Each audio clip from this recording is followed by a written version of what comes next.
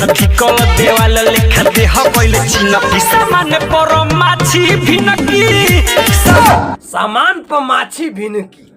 ए भौजी रात भर दिन भर घोप लाशा लाग गइल होई। अच्छा तोरा के तो मालूम बा लाशा लाग गइल बारे? मालूम बा। सार बहुत छिनार बारे। हटा के तो वीडियो हटा तो हमरे गाड़ फाड़ दे। तो क्या हाल बा भाई लोग? आज फिर से पहले वाला मैंने भोजपुरी इंडस्ट्री के बारे में तो वीडियो शुरू से लास्ट तक देखिए लो। चैनल बनाए बार लो, चैनल के सब्सक्राइब कर दो, लाइक कर दो, एक प्यारा सा कमेंट कर दो। अरे साला ऊ का करता रे? अरे पहला था भाग सार ऊ पहला थोड़ा बा ऊ घोपता। सुनो मरद नहीं बड़ी दर्द सुनी दावा लागी हो। अच्छा सुनो मरद बड़ी दर्द नहीं दावा लागी हो। तो भौजी कौन दावा खइबू हो? बड़का टेबलेट बा नहीं कर पहुंच तो कहत के तेरे बिया दावा लागी हो अरे लुगा तुलो से उठावा बोलो मन हवा लागी हो। अच्छा लुगा तुलो से उठावा बोलम न तो हवा लागी हो। तो भौजी हम पंखा बंद कर दे नहीं कर पहुंच तो कहत के तेरे बिया लुगा लौ से उठाओ ना तो हवा लागी हो। ए हटा कैमरा मन एकरा वीडियो हटा हटा। बोला के खरी हामी करेलो मन मानी यार डरे दे थर थर है। बोला के खरिहानी करेला मन मानी। तो भौजी कथी मन मानी करेला तनी यो बतिया हमरा से बता दो। करेलो मन मानी यार डरे दे थर थर है। यार डरे दे थर थराए। आगे बोलो तू बोले का चाहता रू? यार डरे दे थर थर है। कोई सील न टूट जाए कोई कथी ना टूट जाए तनी फिर से एक बेर कहबू हम सुननी हो ना। यार डरे दे थर थर है। कोई सील न टूट जाए कोई हो एकर बहन चोद तो गाड़ फाड़ दी हो का तुम सील ना टूट जाए ना। तोहनिए बताओ लो भाई जब घोपवाए के बेरा पीछे हटबे ना करबू तो तोहर सील ना टूटी तो कथी फाटी? तारा बिलिया फाटी।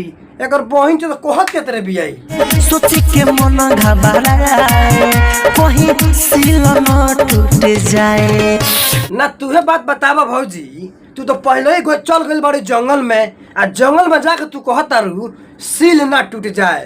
तो भौजी भैया जंगल में ले गई तारा के सीले तुरे खाती ना तारा को अगरबत्ती देखावा खाती। हमर दुनो भैया नारे ओहिरान खातिर बा ओहिरान खातिर बा। हमर दुनू भाई अनार ओहिरान खाती बा।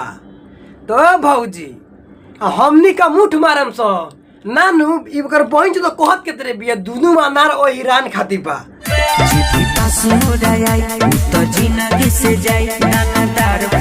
जे पास मोरा आई वो जिंदगी से जाई। तो भौजी वो जिंदगी से चल कहाँ जाई हो? ओही में घुस जाई।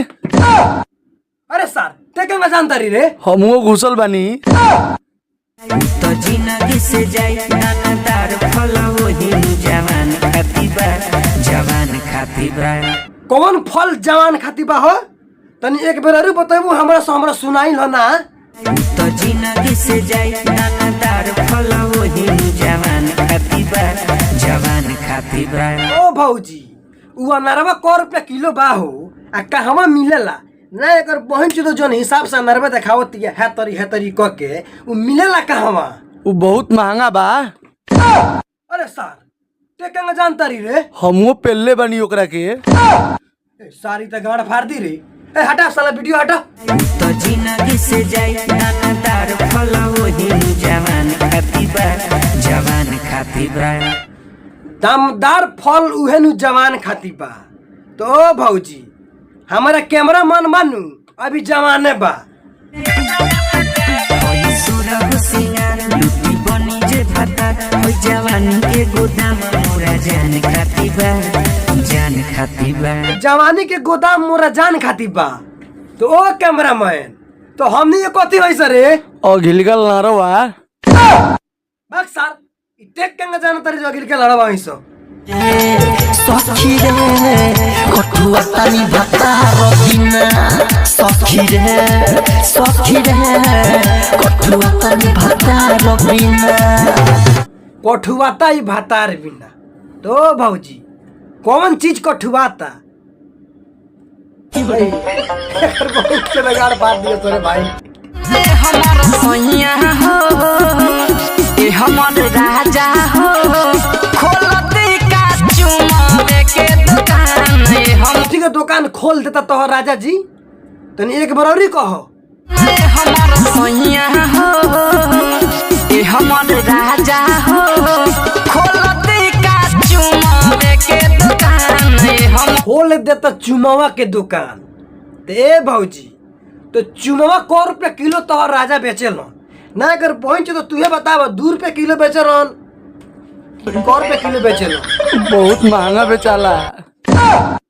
ऐसा ते बीच में ना बोले जे तोरा पेट में पानी ना पचेला का रे।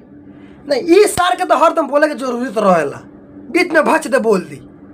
हमार सैया हो ए हमार राजा हो खोलते का चुमावे के दुकान हम भौजी उ चुमा के दुकान खोलस आ चाहे उ मुठ मारे के दुकान खोलस तू हमनी से बताओ काहे खातिर बाड़ू ना अगर पहुंच तो कहत के तेरे बिया ए मोरा सैया हो खोल देता चुमावे के दुकान। ते भौजी घोपवाओ के दुकान खोल लो। चल जाइब नई हर भूखल टेटैब चल जाइम नहीं और तो भूखा ही टेटैब। तू कहे के का चाहत रू तनी हमरे से बताइबू। चल जाइब नई हर भूखल टेटैब कहाला पजाता रपिन की सामान्य पर माछी भिनकी सामान्य पर माछी भिनकी। एक कैमरामैन ई गानवा एक बेरोली लगाओ तो ई कहत कथी बिया।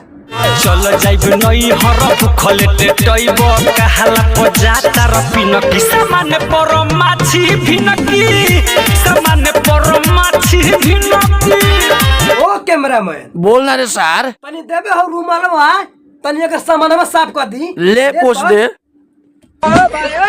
ओ भौजी अब सामान तो पहुंच देनी अब आगे बोलो का कहत रू। कल देवाल लेखा देह पहिले चिन्ह सामान्य पर माछी भिनकी सामान पर माछी भिनकी। ए भौजी रात भर दिन भर घोपवाइबू तो सामान पर माछी ना भिनकी। लाशा लाग गइलो ई। ऐसा तोरा के तो मालूम है लाशा लाग गइल बारे।